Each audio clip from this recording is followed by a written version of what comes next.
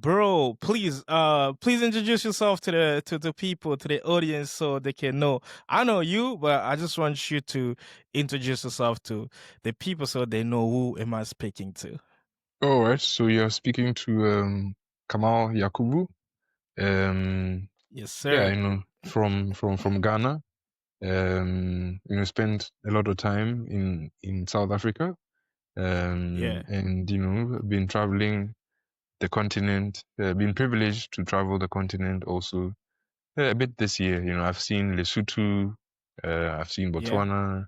I've seen Abidjan.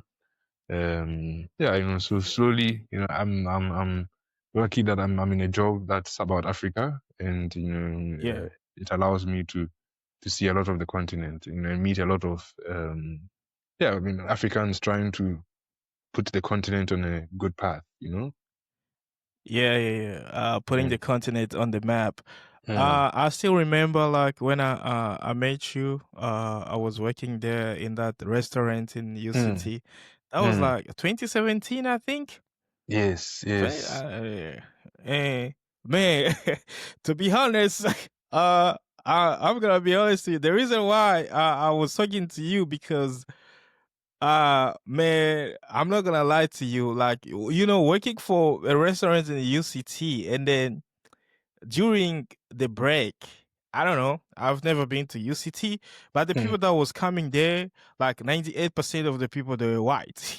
mm, mm, So, mm, and I'm like, when I see a brother, and I'm mm, like, and you guys used to be really good to us, and mm, there was another guy with dreadlocks. I think is from Nigeria. He was mm, very dope. Like we could talk and mm, stuff like that. Well, there were also some other dudes like white dude that they were talking. It was good, but it's not just like you are not related, you know. mm, mm, But mm, when you see like a brother, you really actually related. So you know how to mm, bowling, things like mm, that, bro. So it was really a good time. mm. Time is really flying. Yeah. Yes, So how long yes. you been? Yeah. So how long you spent in South Africa again? Like 16 years. And also, just to add, I think you didn't see me alone. Well, you used to see me alone sometimes, but most of the time you saw me, Yeah. I was with like an older man, right? You remember Yeah. my uncle? Exactly. Yeah, Yeah. who's also like my mentor, but he influenced me. That older guy is a kind of a famous Pan-Africanist, Yeah. he's written lots of Gaviite books, Yeah. he's quite well known in Pan-Africanist circles, so it's I'm happy that you are, your podcast, because I've followed your podcast too, and I see you take a very Pan-Africanist stance, Yeah. pro-black I stance have as to. well. Yeah. Yes, Yeah. and Yeah. I feel like it's all connected because all the chats I Yeah. was having with that man my uncle in Baxter at the time, it was all about Africa. Most of it was all about blackness. So Yeah. it's like a big. It's just like it's a nice circle that you remember those times, and we are Yeah. here to have some Exactly. important conversations. Mm. Yeah. I still have the jersey that you gave me, bro. That jersey is like one of my favorite. Oh yeah, for sure. It's LeBron 17, man. I love that jersey so much. It's becoming smaller because I'm becoming a bit fat, but I'm ah gonna train. I'm gonna lose some weight, but I still can wear it. mm, mm, So yeah, it's gonna be there. If mm, mm, I'm mm, not gonna give it away like I usually give some stuff away, but I'm not gonna give it away. My daughter's gonna wear that because he's one of my favorite player. mm, mm, mm, Yeah, mm, bro. mm, Yeah. Bro, so what's the difference between like let's talking about life standards like mm, economic points. You stay in South Africa and now you are in Ghana, you've been in Africa, you've been in Abidjan, Cote d'Ivoire, mm, Lesotho, like so many places. I think I've been to a few countries in Africa, but I've really never stayed for a long time, like mm, 2 years, right? mm, So I'm not really going to say too much mm. about the countries, but I've been, but I also you've been. So what would you say? What's the difference between Ghana, in South Africa overall, like life experience, like shockings, cultural shocks and stuff like that? Well, I'd say, um, well, maybe in terms of development, I think South Africa is, well, I wouldn't even say all of South Africa. I'd say maybe Cape Town and Johannesburg. Yeah, They're the part of South Africa I know most. And I think if Africa is a country, I think South Africa is the capital. In terms of just the, like good roads, good like electricity, infrastructures. infrastructure. I think South Africa has that. Ghana is coming up. Things are not as Mm. organized. Traffic is like where I play basketball tonight and where I live is like maybe 38 kilometers, but it took me almost 2 hours to get here because of traffic. And Wow. Yeah. and so the infrastructure is not very well developed. But what I take from here is there's a lot of love. Even if you Mm. are um, doing your own hustle, people take inspiration from you. Like I go for runs sometimes, and you see little Exactly. children also now, also seeing if they see that you are serious and you're consistent with what you are doing, it inspires them. Yeah. I didn't have that feeling, in I didn't feel like maybe I inspired people in South Africa by living my own life, but Yeah. I didn't feel it like how I feel it here. Like every small thing that you're doing, you kind of feel like you're contributing to sifting people's opinions, and I think that's important. It's not like I'm going around talking to people, but you just live your life, Yeah. and you kind of feel that look, you are leaving an imprint. Um, Yeah. so I think Yeah. that's. Mhm.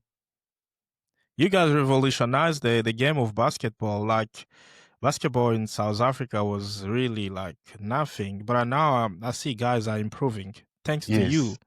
yes, You yes, know. yes. Yeah. And it wasn't the UCT culture. I think I was definitely part of that. But it's Yeah. not like I was the LeBron or Mhm. anything. I think some of these things, a cultural thing. Like if ball is life for you and you live it like that, people also, Yeah. you create a community of ballers. Ballers will find you. And I think because even the thing with South Africa, if you look at ball, for example, it's mostly now you have a lot of like indigenous South Africans also playing ball, but it's mostly Congolese, Zimbabweans, Ghanaians, and Nigerians. We come together Yeah. and Yeah. we play ball together, and it's like a fraternity. Yeah.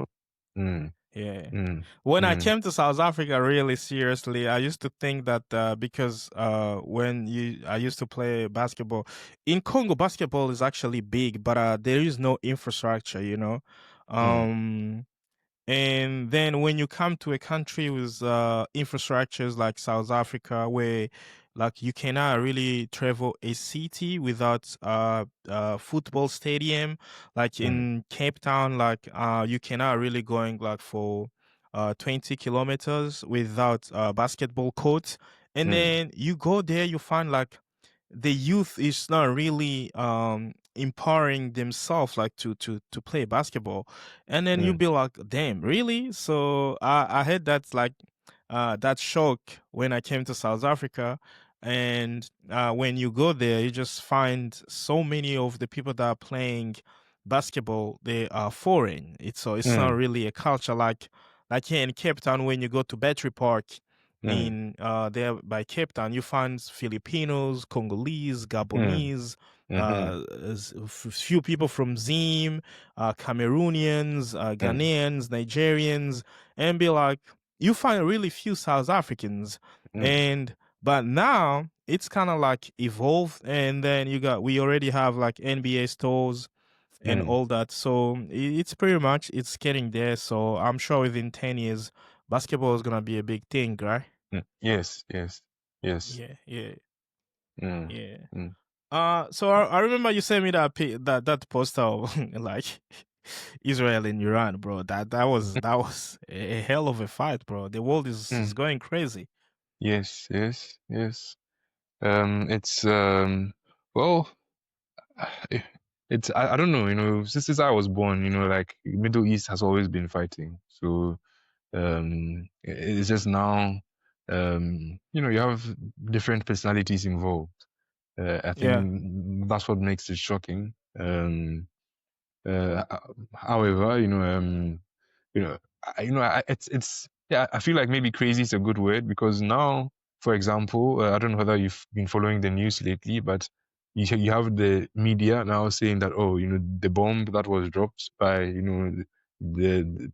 by Trump and his team was not effective, and if you are telling him that, the implication is that now you want him to go and drop another bomb. But these are the same people that will say that.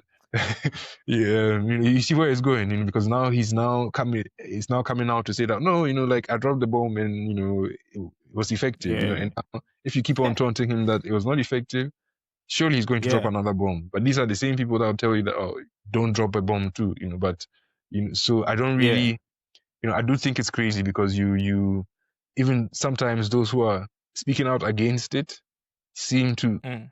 be speaking out against it, but they secretly want it to happen. Yeah, yeah, yeah, exactly, exactly. Ish, for me, I think propaganda is very big, and Mm, then but they I read an article where the Iranian minister of something like nuclear, he admitted that the nuclear facilities, they were really bad, damaged, which is, you can literally tell they've been hit so much. But also, it's just like you can't compare Iran to Israel because Israel mm, needs support from the West, while Iran is really a sovereign state, which is, mm, and they were very quick. The Americans, they were very quick because they knew Israel is gonna lose, because they lost actually, based on budget. They can't mm, continue fighting Iran because they run out of money and they need money from America. So mm, I don't know. What do you understand about that? I don't know. You can cut me if I'm wrong because that's what I've read. mm, mm. Well, I must say I don't know much about the money situation, but what I do know, for example, is that um so basically the situation is that America and a lot of the Western world, they don't want Iran to develop nuclear energy to the point where they can manufacture medicine, bombs and weapons. And Yeah, but Israel has nuclear capability, and Israel has nuclear bombs. exactly. America has nuclear bombs. Some, Russia has nuclear bombs. So it seems like there are certain technologies that only a select few are trusted with those technologies. And if you even think about South Africa, for example, Denel, Denel is an arms manufacturing company. It used to be a Yes. Yeah. state-owned institution. When apartheid ended, part of the agreement that was that Mandela made also was that South Yeah. Africa will not develop nuclear weapons. But the Afrikaners, when Yeah. they were in Yeah. power, they were developing nuclear weapons. So somehow the Afrikaners could be, according to the West, have more custody and be able to deal with the nuclear weapons better than maybe a former terrorist, because Mandela was also seen as a terrorist, right? So a former terrorist Exactly. leader, who now has like nuclear weapons, so that whole, for me, that's one of the big questions for me.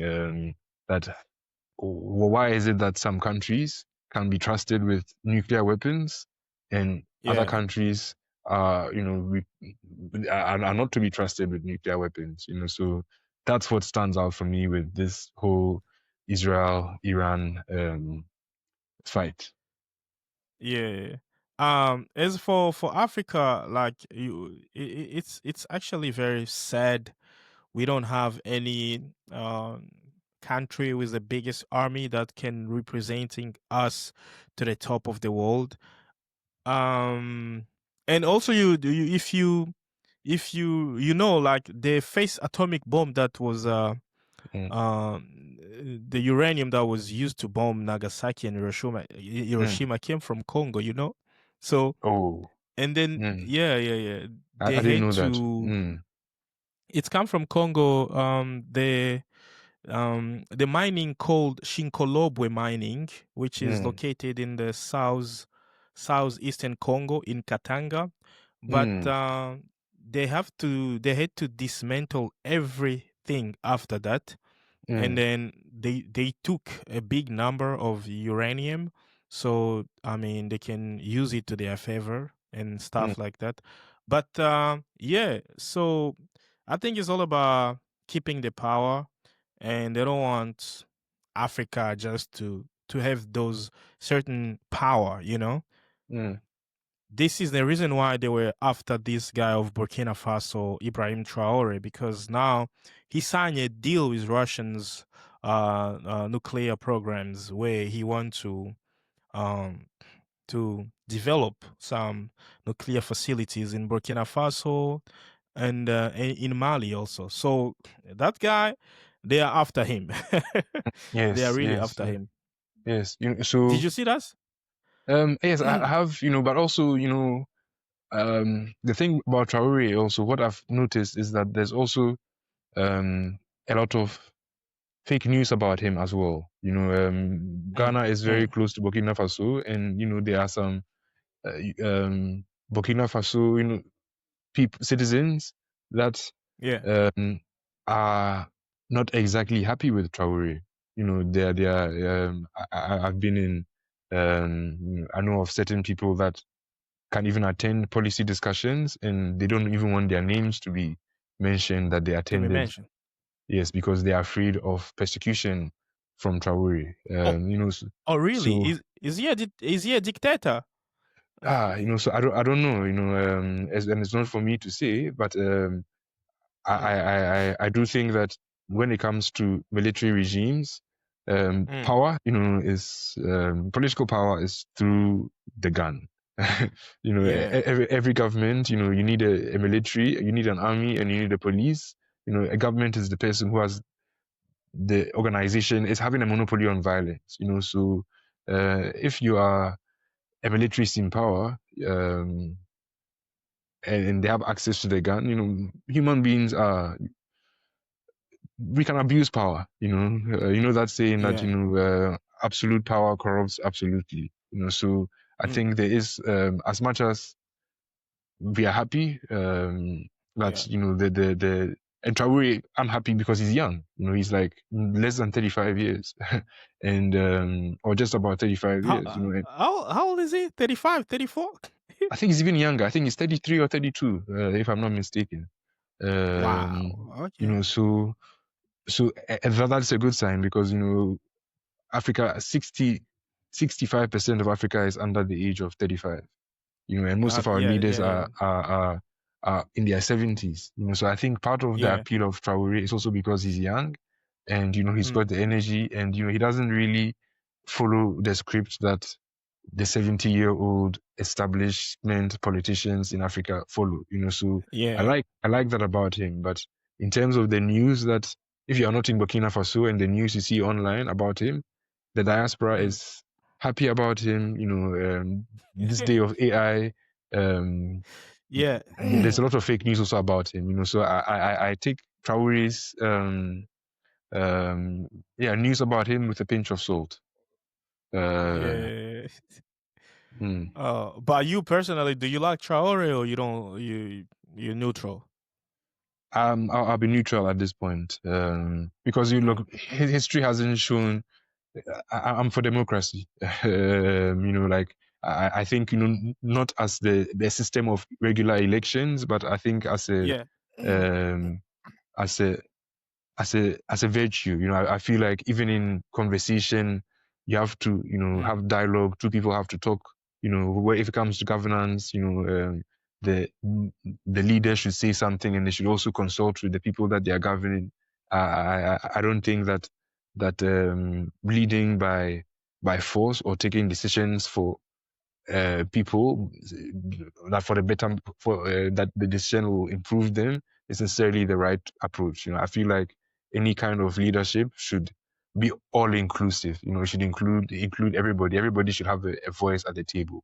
And I don't know whether military juntas necessarily bring that. The military is usually they have a strong leader, and he backs orders, and you follow the orders. I don't know whether that aligned with a democratic virtue or not. But you could also have benevolent military leaders. So how Traore ends up, I just hope that power doesn't corrupt him at some point, and he starts doing stuff. But also, even if you think about somebody like Kwame Nkrumah, it's only now that people don't even know that he was removed from power, also because of propaganda, and the Ghanaians that didn't want him at the time, protested against him at the time, were basically fed. We didn't have AI back then, but the American intelligence worked on them to basically say that, oh, the economy is hard because of Nkrumah's policies, etc. So they wanted him out. So that could be the same propaganda that we are facing with Traore, where now you have somebody who's like, all right, because Traore is president, he wants to be in exile in Ghana and not live in Burkina Faso because he's afraid of his life. And the more you have people like that, the lines will get blurred between whether Traore is actually pro-development or he's also oppressing his people. Same thing with Mugabe. I'm sure yeah, initially he was a well-loved leader, and then Yeah. after a while, um, his own people turned, some of his people turned against him. But part of the reason why they turned against him was actually not based in facts, right? It's because they were fed information, Yeah. and also about also things that didn't really make sense. The people wanted to like buy. I don't know. I think I have to be fact checked on this, but like importing goods like corned beef, tuna, Yeah. sardine. The y- cost of imported goods became too expensive, Yeah. and uh, because were inconvenienced by that. They were like, look, and they became expensive also because the West were like, hey, if you want to go your own way, then Mm. we are going to make it harder for you to get these goods that you so like. So because people were frustrated that they couldn't get those imported goods, they were like, the economy is hard. And Nkrumah was saying, let's produce our own stuff. We don't need to get sardines from, or corned beef from Argentina. You can um, grow your own cow and kill your own cow, and people didn't like that. So they hated him and wanted him removed because of that. And some part of the army broke out and also used guns to remove him from power because they were like, hey, people are complaining about you. So that could potentially happen with Traore. And um, you won't know whether if once your own people rise up against you, you don't know whether they're rising up against you because of something you've actually done that's bad, or because something that somebody is telling them and they've used propaganda so much that they actually believe that. So that's what I foresee with Traore, unfortunately. Um, uh, So, bro, what I wanted to ask, you say Africa democracy, you are a man of democracy. Well, don't you think yes. like it's because of democracy that's why we Africans are not where we are supposed to be? Look at the countries like China, there is no democracy. Russia, there is no democracy. UK, there is no democracy. It's a lie because the royal family is controlling everything. Netherlands, Spain, Saudi Arabia, all the Arab countries, Mm, they are very wealthy. Um, Look at, for example, Libya, Cuba with Fidel Castro. I mm, mean, you see, um, Japan, right? mhm. Those countries, like, but those countries with no democracy, don't you think like they are more far ahead than the country with democracies? Um, well, so I guess maybe I should qualify that. So I meant the principle of democracy. I don't mean the attempts by societies to follow this principle. I think I would say that um, when a community is like when there's trust in a community, I would describe Yeah. that as that there's just the community is democratic. So I would say that China, the leaders in China are doing things that will benefit not just them, but benefit everybody. I'll say that's a democratic principle. So Yeah. that's what I mean by I want a leadership where it's not like one person or like one person backing out orders. I want Yeah. a leadership where there's like consultation, a bottom up Yeah. approach, where there's consultation on all levels. So as for Yeah. how political scientists or people will say oh, constitutional democracy is this, China is not this and that. For me, I think that it's a it doesn't it's a detraction. It doesn't let us talk about the real issue. The real issue is that we need to rule ourselves and govern ourselves, and we need to Yeah. follow principles that allow us to govern ourselves properly. Right now, Mm. you have Africans saying that we are practicing democracy, and they think because you do elections every 4 years, somebody will, Yeah. do an election just to make profit for himself and his family. Exactly. Exactly. You Exactly. know, and they'll say that in Ghana we haven't had like we've had successful election turnover where one party will win and then the next time another party will win and then we feel ourselves that we've done something good because we've been Yeah. able to have election turnover. But that's not what I understand. That's not how I understand what democracy is. When I Yeah. talk about Yeah. democracy, I'm talking about the principle. The way of life. Um, Yeah. Yeah. where even to the point where it's so like it's such a feeling everybody gets it that even in conversation it's dialogue. It's not like but sometimes Yeah.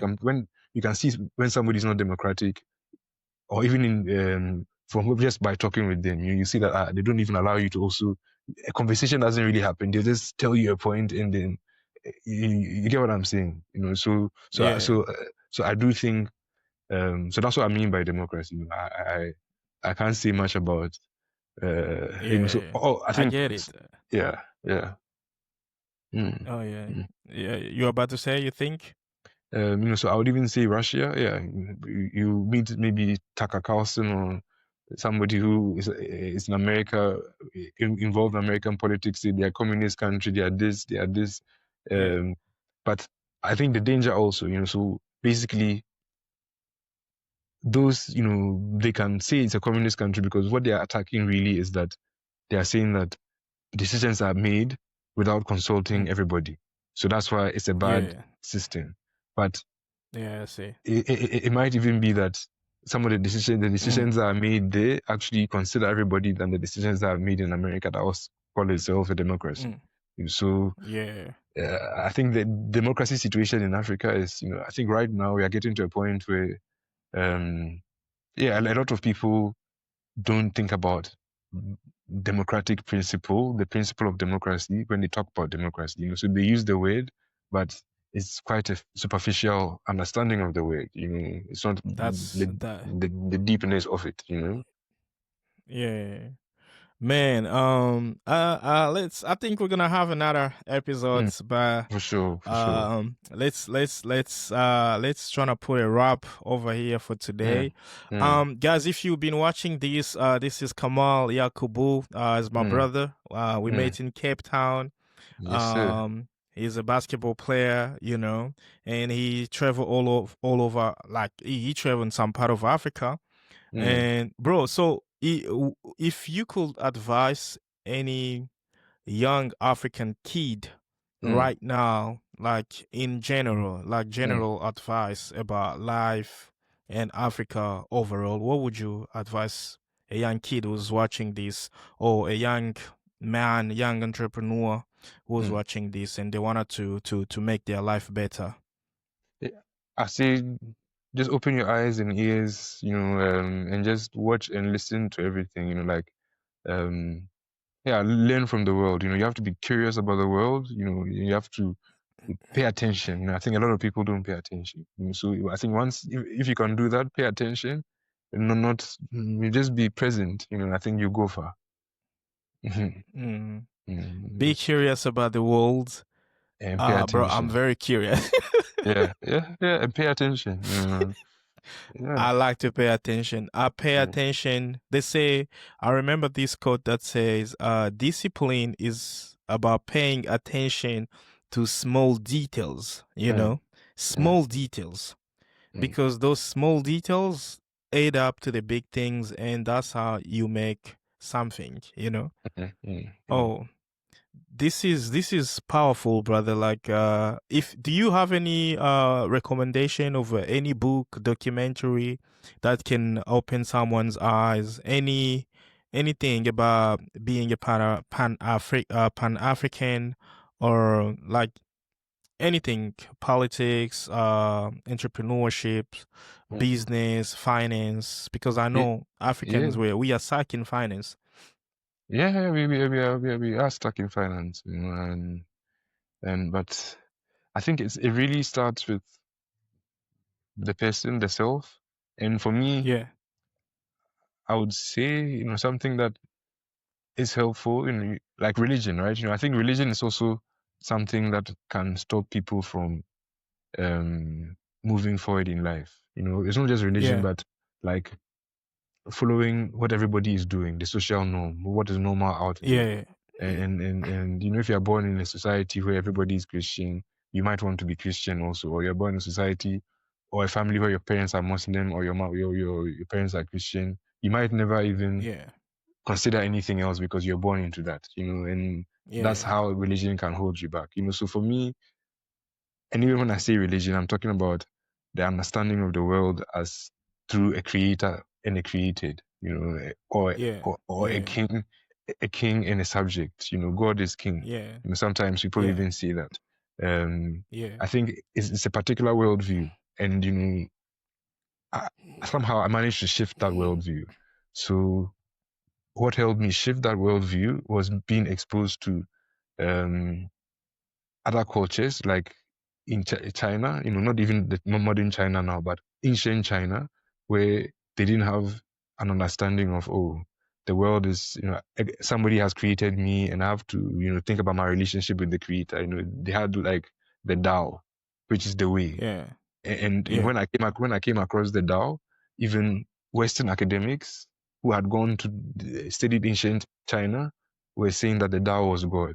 But later on, some of them who were critical realized actually these people understand the world, but the Tao was not a god that was a creator. They didn't have a god. They had just the way things are, and you are either aligned with the way things are. If you wake up and the sun is shining and you feel like you want it to rain, you of course you'll be miserable.